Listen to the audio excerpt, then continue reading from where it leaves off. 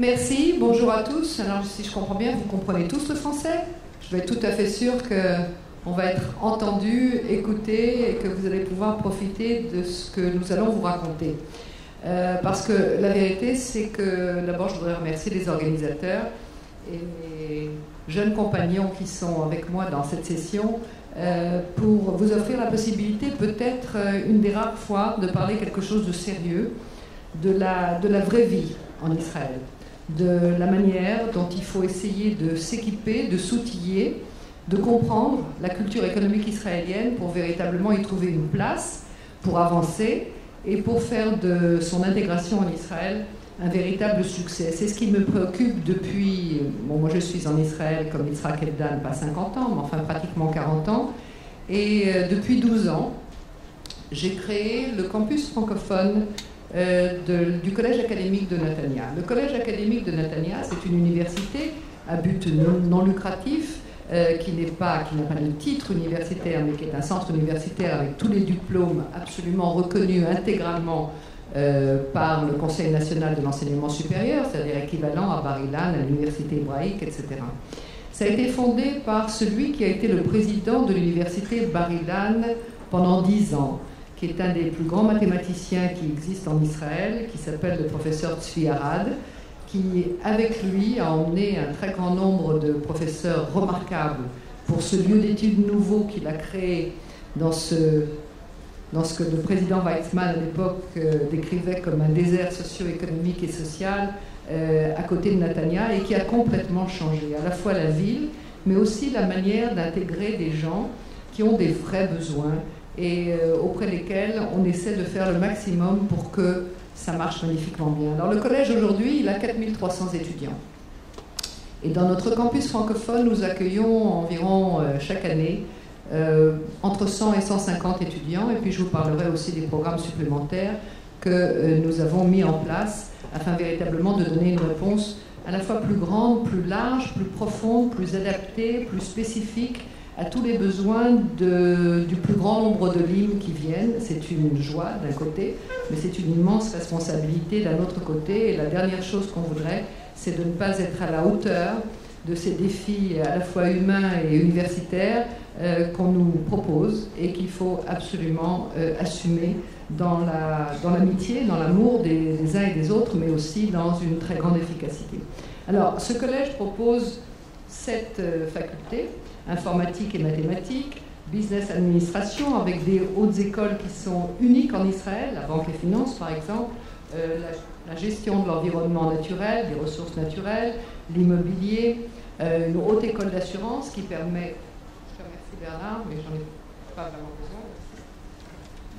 Et au-delà, on a également une très très grande faculté de droit, qui est une des meilleures en Israël, des sciences du comportement, des communications et médias, qui nous ont permis d'ailleurs d'avoir de très beaux partenariats avec des écoles de journalisme en France. On a eu l'année dernière une dizaine de jeunes journalistes, non juifs d'ailleurs, qui sont venus faire un séminaire accéléré chez nous, et avec un stage à I24, et qui sont repartis avec des étoiles dans les yeux. Et à un moment d'ailleurs, nous avons fait une conférence, une mission en France, et ils nous ont permis de parler devant plus de 500 étudiants avec ceux qui avaient expérimenté ce stage, et ça a été absolument remarquable parce que retrouver des gens qui au départ avaient une certaine idée d'Israël et qui l'ont complètement changé grâce à ces 2 mois passés chez nous, c'était quand même assez émouvant. Nous avons une cité universitaire qui abrite entre 200 et 300 jeunes élèves, ce qui nous permet de faire énormément de choses. Alors sachez que nos Olim de France, depuis 12 ans, sur les 500 qui sont passés chez nous, mais qui donc licenciés, masterisés, on n'a pratiquement eu aucun abandon. Et ceci pour la raison suivante. C'est que nous avons mis en place une structure d'accompagnement exceptionnelle. C'est-à-dire qu'on donne la possibilité à chacun de nos Olim d'avoir un tuteur, qui est un jeune Israélien excellent dans son domaine et dans sa faculté, qui l'accompagne et qui, en échange d'une bourse, lui permet d'apprendre à apprendre dans cette culture universitaire israélienne, d'éviter ou de surmonter un certain nombre d'obstacles et de nous faire savoir le plus vite possible s'il y a une nécessité pour un soutien supplémentaire à la veille des examens ou d'autres rencontres très importantes. Ce qui fait que ça marche très très bien. Et puis au-delà, bon, c'est normal, hein, quand on a 20 ans, on ne va pas parler d'activité hormonale de cet âge-là, mais enfin il est clair que des partenariats entre des gens entre 20 et 25 ans sont des choses qui restent dans la mémoire et dans la vie et dans le corps de ceux qui l'expérimentent, et ça crée véritablement des liens. La preuve, je suis toujours très fière de l'annoncer, moi j'ai plus de 70 petits-enfants de ces promotions-là, donc c'est une chose dont je suis très fière et dont je suis très heureuse.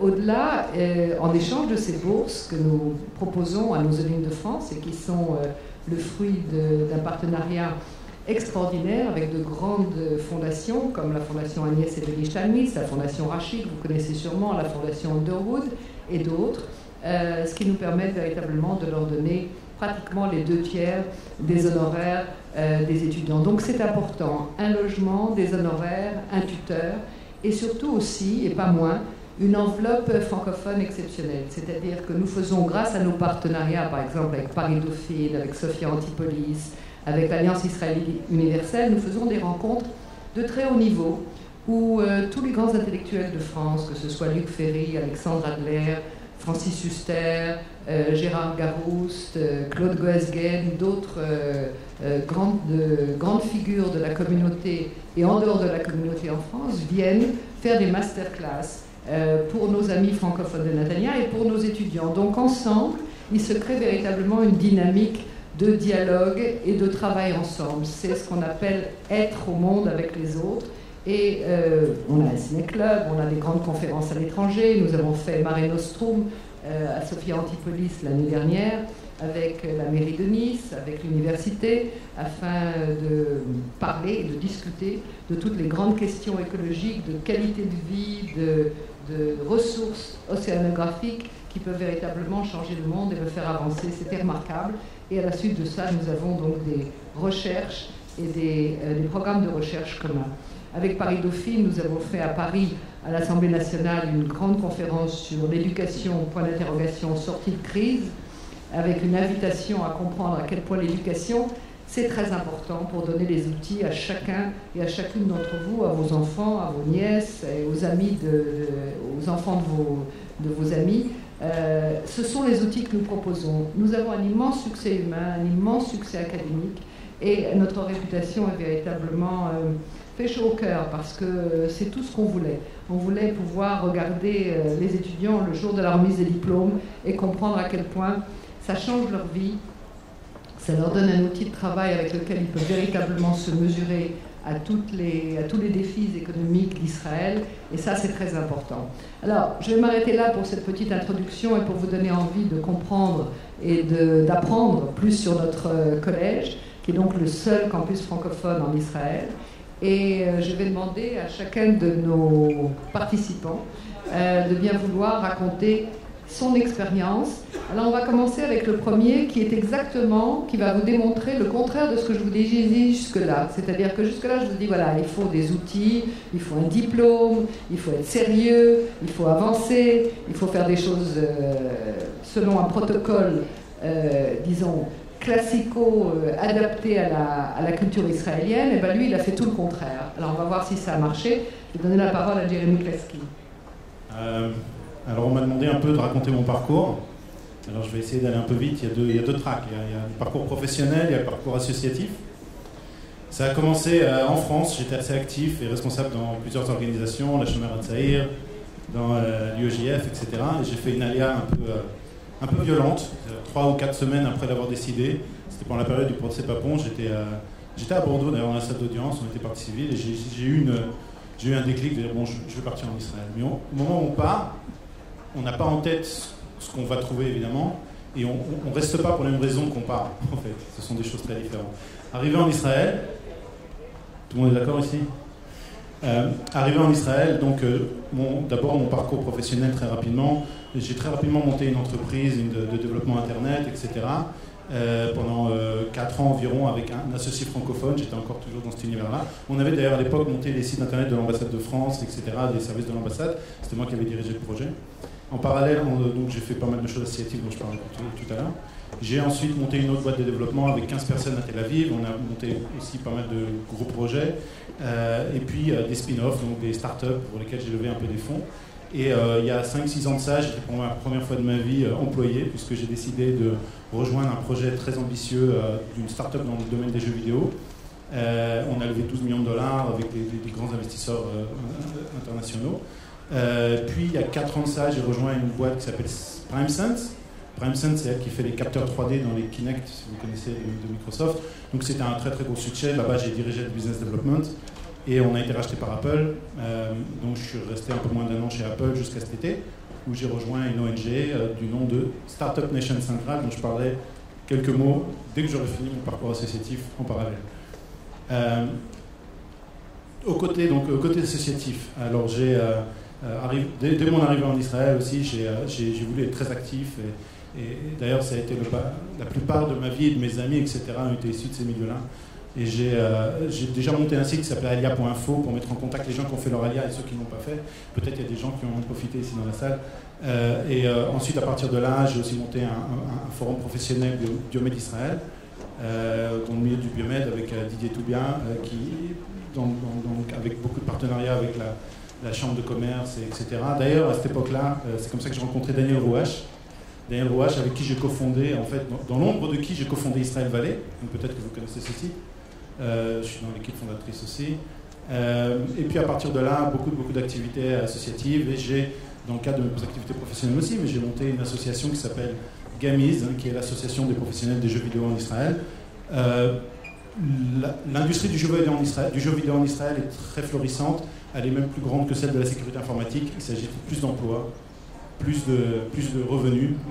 On ne la connaît pas vraiment, mais aujourd'hui, on a vraiment des activités de très très grande échelle avec 3-4 entreprises qui sont des billions de dollars en Israël.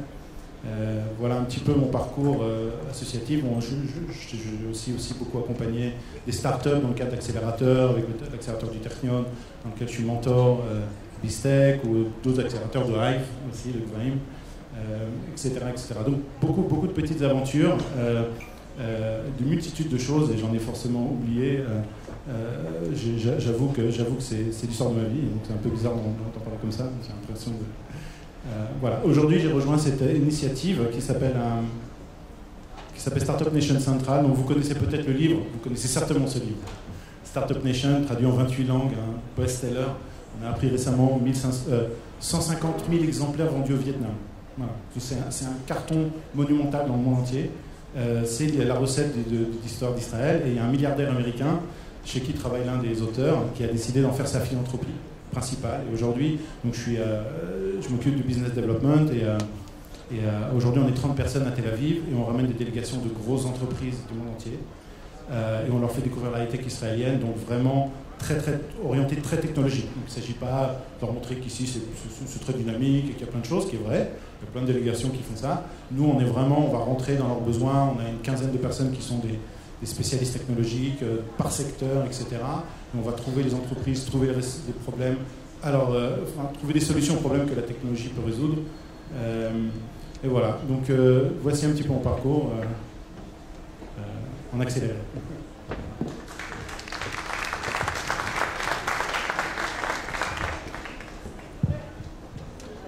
Moi, je voudrais quand même juste te poser une question. Qu'est-ce qui était le plus difficile ? Je pense, déjà, par quoi commencer, mais je pense que c'est plus difficile de partir que d'arriver, si on parle d'Alia.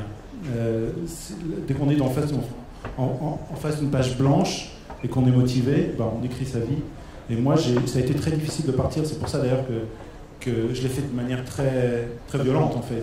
J'ai tout quitté d'un coup, j'avais un travail, je travaillais chez HP en tant qu'étudiant, je faisais mes études. C'est pour ça que je suis un peu le contre-exemple parce que j'ai pas de diplôme d'enseignement. J'ai pourtant été très actif dans... Oui, mais enfin, tu as eu quand même une révélation à la Rosenzweig, donc c'est extraordinaire. Non, bien sûr, j'ai fait plein de choses, j'ai remplacé ça par l'expérience et puis par d'autres choses, mais ce que je veux dire, ça a été difficile pour moi, puis ça a l'air... c'est beaucoup d'écueils. Je pense que la chose la plus dure, en fait, c'est de trouver ses associés, trouver des gens avec qui on peut faire confiance. J'ai eu beaucoup d'histoires, etc. Et au final, ce sont des histoires d'hommes et de femmes Ce sont des gens comme je sais pas, il y a beaucoup de gens que j'ai rencontrés qui sont devenus mes mentors. Aujourd'hui, au quotidien, ce sont des histoires de gens. Merci infiniment, Jérémy, pour ce joli témoignage. Merci de m'avoir écouté. Alors, maintenant, je vais passer la parole à quelqu'un qui, à mon avis, synthétise exactement ce dont on veut parler quand on parle de la France et quand on parle d'Israël, quand on parle de ce que les Olympiques de France peuvent donner à Israël. Je crois que c'est vraiment quelqu'un qui synthétise cette formule et cette équation. Parce que, bon, c'est un homme d'affaires, mais c'est aussi un producteur de grands shows, de grands musicals. Il a une épouse extraordinaire que vous connaissez sûrement, qui s'appelle Shirel, qui est une de nos chanteuses préférées. Et au-delà, c'est un garçon qui rêve et qui sait rêver.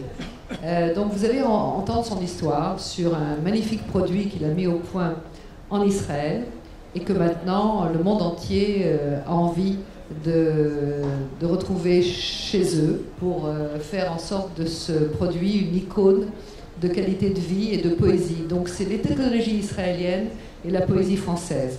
Bernard. Merci Claude.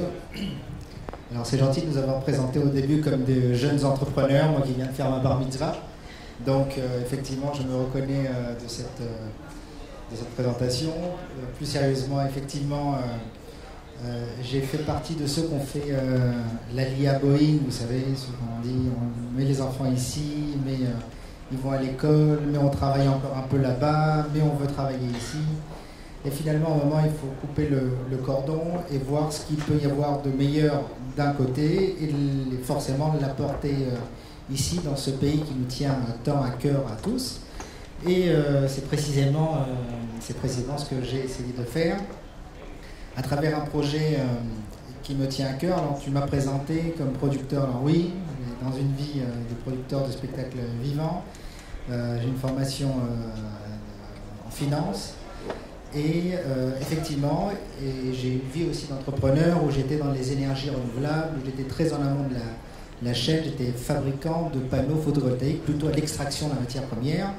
Et tout ça mis ensemble fait qu'on s'est mis à rêver avec Michael Lasry à la possibilité de faire entrer l'énergie solaire à l'intérieur des villes. Parce que l'énergie solaire, on la voit beaucoup. On parle beaucoup de Smart City, mais on voit beaucoup de panneaux solaires dans des campagnes, sur des toits. Et on s'est dit comment on pouvait apporter l'énergie solaire à l'intérieur de la ville, parce qu'on est Smart City. Alors, comment on est Smart City? Et quel est le plus grand symbole d'Israël, si ce n'est l'arbre? Eh bien, on a imaginé un arbre solaire. C'est un arbre qui est une forme d'arbre, qui est fabriqué en acier. Les feuilles de cet arbre sont des cellules photovoltaïques, ça veut dire que ça produit de l'électricité de façon totalement autonome. Et voilà que, sans être relié à rien du tout, cet arbre que nous avons appelé Chita. Alors pourquoi Chita? Chita, d'abord, c'était la tente d'Abraham qui était Chita, qui était ouverte en 4 coins et qu'il avait mis en dessous cet arbre Chita. Et le bois de l'arbre du Chita, c'est avec ce bois-là qu'on a fait l'arche sainte. Donc on parlait de poésie et de symboles, et effectivement nous avons créé cet arbre-là solaire qui donne de façon totalement autonome de l'eau, ça donne à boire par condensation d'air. On a pris la technologie des chars Merkava. Vous savez, sur les chars Merkava, il y a des appareils qui prennent l'humidité de l'air et qui le donnent à boire aux tankistes pour ne pas qu'ils aient besoin de se ravitailler et rester plusieurs heures dans le désert. Et Michael Lasry était Mefaket tank, donc on a pris cette technologie-là. Ensuite, cet arbre, on peut recharger son smartphone, il a une batterie, il donne de la lumière, il donne de l'eau froide, de l'air chaud, de l'air froid, on peut se rafraîchir, enfin voilà, il reprend tous les symboles que l'on peut trouver dans l'hospitalité de la tente d'Abraham. Et c'est effectivement un symbole très fort, et on est très fiers que ce soit un produit israélien. Et effectivement, on est en train de créer un partenariat stratégique de premier plan, puisque le leader mondial du mobilier urbain, on est en due diligence et en discussion finale pour planter cet arbre dans le monde entier. Et tout ça pour se dire, c'est JC Decaux qu'on ne peut pas le citer, mais on va commencer à en entendre parler, je pense un peu, j'espère, bientôt dans la presse, pas que spécialisé d'ailleurs, parce que c'est un événement. Et JC Decaux, précisément, a dit, nous on est très admirateurs de ce que fait Israël, et de la technologie israélienne. Et donc on a pris le meilleur de ce qui pouvait exister en Israël, cette technologie, cette chorma israélienne, y compris un procédé qui est assez spectaculaire. Les panneaux photovoltaïques sont faits en verre, et en Israël, il n'y a qu'une seule société qui arrive à graver dans le verre des photos. C'est-à-dire que voilà que même les panneaux photovoltaïques où la Chine a 95% du marché mondial, eh bien, nous on va prendre des cellules chinoises parce que c'est plus économique, mais ce n'est pas le panneau entier. On va faire fabriquer l'arbre en Israël. Et je vais finir sur cette anecdote que je trouve sublime. On veut que ce soit un produit israélien du début à la fin, y compris dans sa production. On a lancé un appel d'offres international. Et qui a répondu le mieux? Notre arbre va être fabriqué dans l'usine qui fabrique notre fameux, je dis notre fameux parce qu'on en est tous fiers, notre fameux dôme de fer. Et quand ils se sont trouvés à vouloir, on a lancé l'appel d'offres, ils nous ont dit, écoutez, nous on veut absolument le marché. Ce n'est pas une question de prix, mais on veut pouvoir mettre une fleur dans notre fusil, parce qu'on est connu pour fabriquer des engins de destruction, mais on veut être aussi connu pour ceux qui vont fabriquer et distribuer dans le monde entier le jet-tri. Donc voilà une boucle qui est bouclée, on a pris et le meilleur d'Israël, et on a essayé, nous, avec notre expérience et notre vie antérieure en France, et de se dire ce que chacun peut apporter à notre pays. Et voilà, le jet-tri est un des symboles de ce que l'on peut faire. Donc merci de m'avoir écouté et je donne la parole.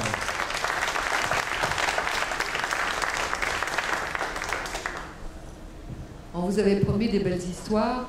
Je crois qu'il faut encore en rajouter quelque chose, Bernard. C'est tout récent, mais je l'ai quand même lu parce que je lis tous tes mails. Vous savez qu'il va y avoir un sommet mondial à Paris en décembre sur le climat, sur le réchauffement climatique, sur l'écologie, sur la qualité de vie, etc. Et puis il y a eu des milliers de candidats qui ont demandé à être présents et à représenter, à dire quelque chose qui ait du sens dans ces domaines-là.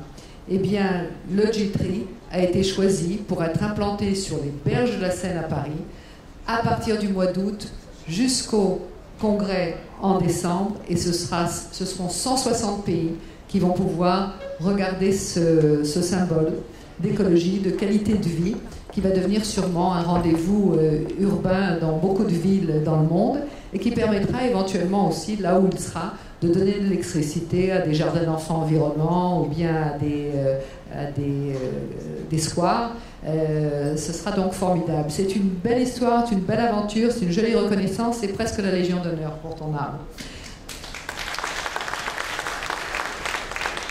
Là, je vais passer la parole à quelqu'un qui est très important, parce que nous, on raconte des histoires, nous, on essaie d'amener le maximum de l'hymne au plus grand nombre d'outils, avec la plus grande convivialité, le plus grand intérêt, mais sans la contribution, la coopération avec les institutions en place, comme l'Institut français, comme l'ambassade de France avec tous ses services, dont nous profitons au Collège académique de Natania parce que ce sont nos partenaires depuis le premier jour.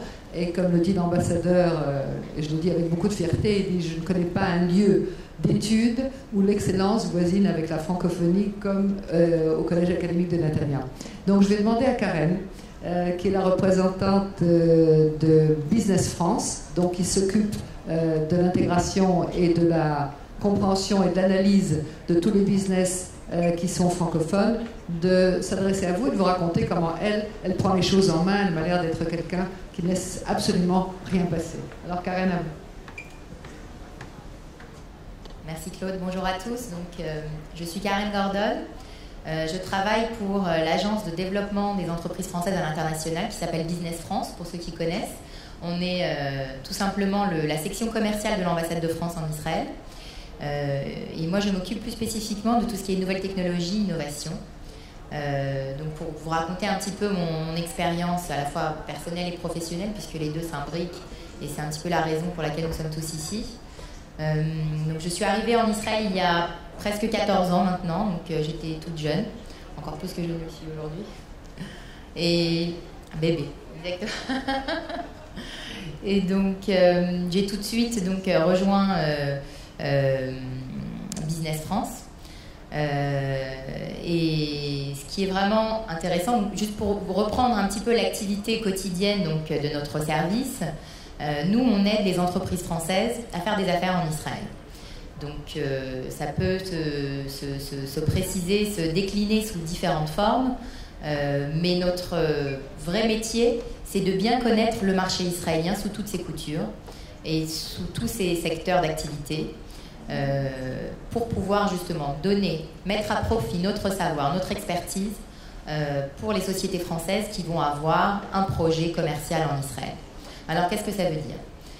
Si on a par exemple une entreprise qui est dans le domaine de l'Internet ou du mobile, l'application mobile, qui souhaite justement donc, trouver des clients ou des partenaires en Israël, on va être capable de l'aider à identifier les bons interlocuteurs, les bons partenaires israéliens. Et il est vrai que ces derniers temps, étant donné que le vrai sujet d'aujourd'hui c'est la LIA, on a beaucoup d'entrepreneurs français qui, dans un esprit, dans un contexte d'installation en Israël, souhaitent regarder ce qu'ils peuvent faire en Israël.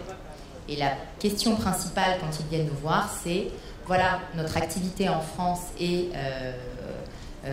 aujourd'hui donc dans tel secteur, on voudrait que vous nous aidiez à trouver ce qu'on pourrait faire en Israël.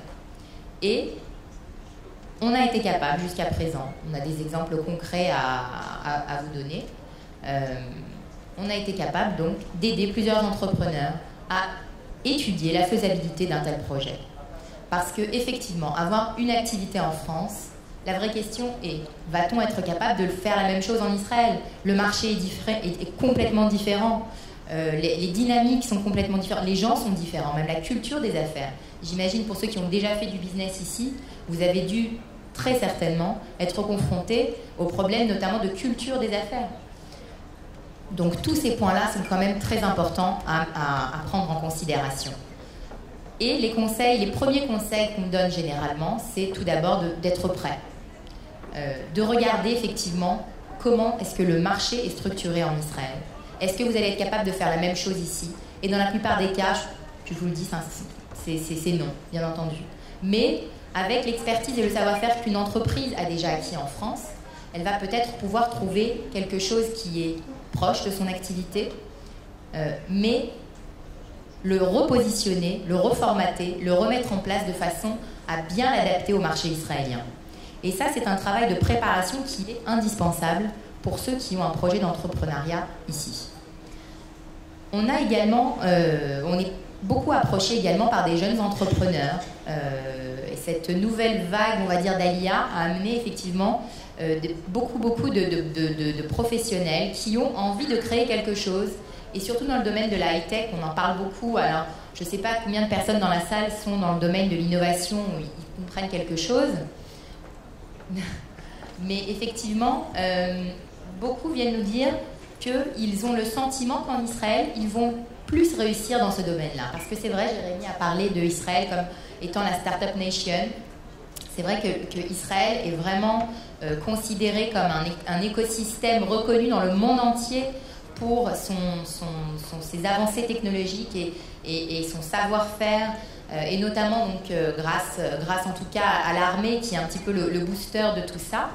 Et beaucoup d'entrepreneurs français viennent avec ce rêve de pourquoi pas plutôt réussir en Israël qu'en France, où effectivement c'est un petit peu plus complexe, ne serait-ce que de lever des fonds aujourd'hui ou bien de créer une start-up qui va avoir un vrai potentiel de croissance. Et nous, on essaye de les guider plus ou moins. Ce qui est intéressant aussi à voir, c'est que nombreux de ces entrepreneurs veulent conserver leur lien avec la France. Et ça, c'est quelque chose qu'on encourage aussi. C'est-à-dire qu'il ne faut pas non plus perdre ses racines, perdre cette connaissance de la culture des affaires européennes et françaises, parce que ça peut aussi beaucoup aider en Israël. Et quand on est effectivement en contact au quotidien avec les sociétés israéliennes, puisque c'est vraiment ça notre expertise, c'est d'être sur le terrain, à rencontrer tous les jours les boîtes israéliennes les plus emblématiques du marché israélien, ce qu'on leur dit à ces sociétés israéliennes, à ces dirigeants israéliens, c'est de regarder ce qui se passe aujourd'hui, effectivement, avec cette communauté française qui vient, qui se met en place, qui va petit à petit trouver ses marques, qui va petit à petit s'intégrer dans la société et dans le monde du travail israélien. C'est une véritable force, parce qu'en réalité, il s'agit non seulement de gens qui ont des diplômes, des gens qui ont une vraie expérience du marché du travail en Europe, et ils ont beaucoup de choses à apporter à ces sociétés israéliennes, surtout dans le secteur du high-tech où la plupart des sociétés israéliennes sont orientées vers l'étranger, vers l'exportation, et donc ils vont avoir besoin dans leurs effectifs d'avoir de la main-d'œuvre déjà qui parle plusieurs langues, et puis au-delà de la langue, c'est aussi connaître la culture de travail, la culture des affaires des autres pays, notamment d'Europe. Ne pas oublier que l'Europe, c'est un très gros partenaire commercial en Israël, à plus de 30%, au même titre que les États-Unis. Et donc, ces Français-là qui arrivent, c'est une véritable force, c'est un véritable engin de croissance économique, de la même manière que les Russes sont arrivés dans les années 90. Ils sont arrivés également beaucoup de scientifiques, beaucoup de techniciens, qui ont été intégrés tout de suite dans la high-tech et qui ont permis justement à cette industrie de high-tech de se développer. Aujourd'hui, la vraie aliyah, c'est celle des Français, qui va être un véritable capital humain. Donc, ce qui est intéressant également d'observer, alors une autre remarque qui est quand même assez pertinente ici, c'est que nous, dans nos services, on est en contact avec tous les francophones qui sont intégrés, qui travaillent dans des boîtes israéliennes, parce que grâce à eux, ça va être notre point d'accroche dans ces sociétés israéliennes. Et on fait venir de nombreuses délégations d'affaires. Donc, ne serait-ce que la semaine prochaine, je peux citer en exemple une importante délégation d'entreprises françaises qui va venir dans le domaine de la high-tech. On appelle ça une délégation French Tech. Pour ceux qui sont intéressés, n'hésitez pas à venir nous voir après, on pourra vous en parler un petit peu plus. Donc, quand on fait venir cette délégation et qu'on doit justement leur organiser des programmes de rendez-vous, leur présenter des entreprises israéliennes pour faire du business avec elles, eh bien, on s'appuie sur ces francophones, sur ces Français qui sont dans ces boîtes de high-tech ou dans d'autres boîtes, dans d'autres secteurs d'activité. Et grâce à eux, c'est un véritable réseau. C'est différents maillons dans une grosse chaîne finalement. Et grâce à eux, les sociétés françaises, les entrepreneurs français vont pouvoir nouer des liens économiques. Voilà. Merci Karen. Alors, on espère que vous allez faire ça de plus en plus et des deux côtés d'une manière symétrique entre la France et Israël. Ce que je voulais vous dire à cette occasion, à ce titre, c'est que nous, au Collège académique de Netanya, on a reconnu par la demande d'un certain nombre de professionnels, par exemple, je vais donner juste un exemple très concret, une quarantaine de jeunes avocats français qui nous ont demandé de faire un programme adapté à eux. Ils sont déjà avocats, ils sont déjà avec des diplômes et on leur offre pendant un an une possibilité de faire une sorte de massa équidroit qui va leur permettre pendant un an d'abord d'apprendre l'hébreu. Souvenez-vous que c'est très important pour s'intégrer en Israël. La deuxième chose, c'est de passer les 8 examens qui précèdent le grand examen, le passage au barreau, et qu'au terme de avec bien sûr un hébreu juridique, etc., et qu'au terme de cette année, eh bien, ils passeront les examens du barreau, et à cet égard, ils seront des gens qui seront parfaitement capables de faire les liens entre ces différentes entreprises ou ces différentes boîtes qui ont besoin d'une législation bien comprise des deux côtés de la Méditerranée.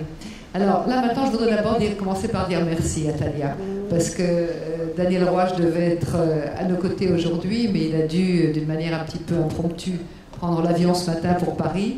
Et sans véritablement préparer sa succession, j'ai eu la joie de rencontrer un très beau sourire. Et quelqu'un qui a dit, bon voilà, je vais être là, je vais relever le défi, je vais vous parler de la Chambre de commerce France-Israël. Alors, à vous, Talia. Merci beaucoup, Claude. Donc, je me présente, je m'appelle Talia Djiman. Donc, je travaille avec Daniel Roche à la Chambre de commerce Israël-France, à Tel Aviv ici. Et je m'occupe plus précisément du Career Center. Nous avons décidé de créer il y a presque un an pour justement favoriser l'insertion professionnelle des Français qui arrivent en Israël, Olim, pas Olim, déjà installés ou tout nouveaux immigrants ou arrivants.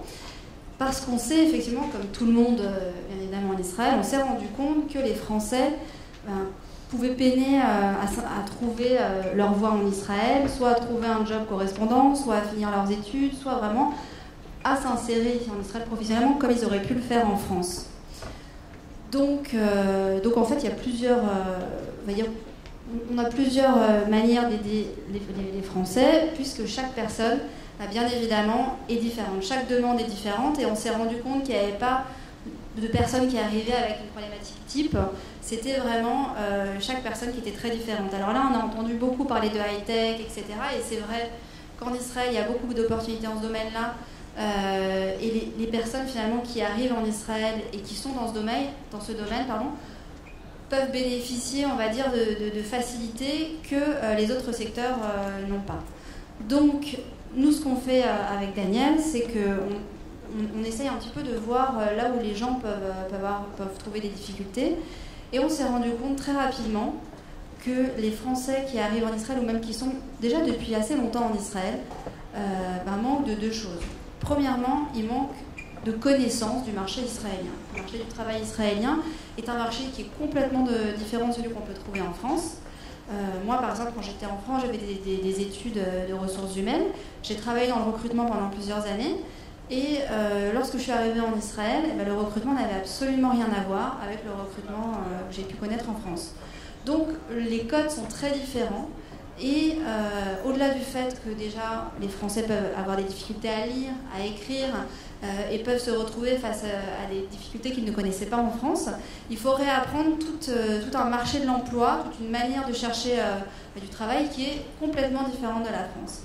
Ce qui m'emmène à la deuxième problématique, c'est la problématique des connexions, du networking. Quand on est en France, on a grandi dans une école, on a des amis d'enfance, on a fait des études ou on n'a pas fait d'études, mais en tout cas, on a rencontré des personnes qui peuvent être des tremplins vers un métier. En Israël, ce n'est pas le cas puisqu'on arrive, et en général, si on arrive déjà à un certain âge, avec des enfants, avec une famille, on a éventuellement de la famille, mais c'est très rare qu'on connaisse des gens qui pourront nous appuyer, qui pourront nous donner et les codes et le tremplin pour accéder au poste qu'on avait en France.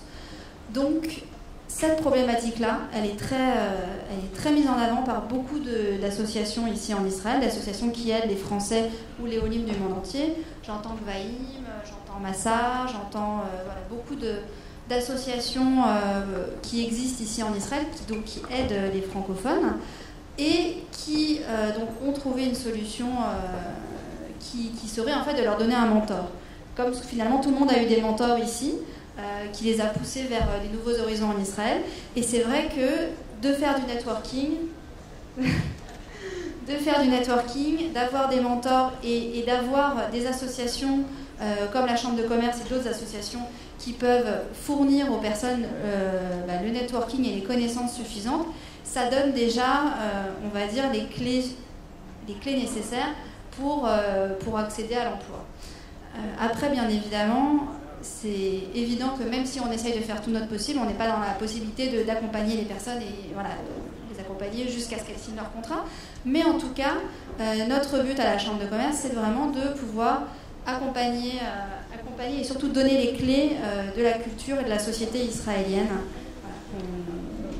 qui est très compliquée et qui commence par un OPAN et qui finit éventuellement par un emploi. Mais c'est vrai que ça reste toujours assez délicat et il faut que les gens puissent se donner les moyens de réussir.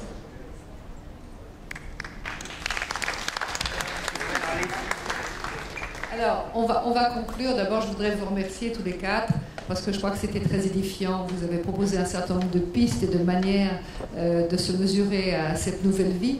Ce que je peux vous dire en tout cas, c'est que ce qui se passe en Israël aujourd'hui, sur le plan national, c'est qu'il y a véritablement une prise de conscience par ce gouvernement, par ce Premier ministre, que les Olim de France sont une priorité et qu'il y aura de plus en plus de structures d'accueil qui vont se fédérer pour véritablement permettre d'aller plus vite et d'aller mieux pour éviter au maximum des découragements, des abandons en route. Ce serait ce qui pourrait arriver de plus grave à ce pays qui n'attend qu'une chose, c'est de retrouver les frères et les sœurs de France et de leur donner une maison où ils se sentent en sécurité et où ils puissent continuer à faire leur vie et à proposer à leurs enfants un très beau futur. Alors, un très bel avenir. Je vous souhaite une bonne journée. Je remercie encore une fois infiniment tous ceux qui ont organisé, ceux qui ont participé à mon panel, et je vous souhaite une très bonne alia. Au revoir.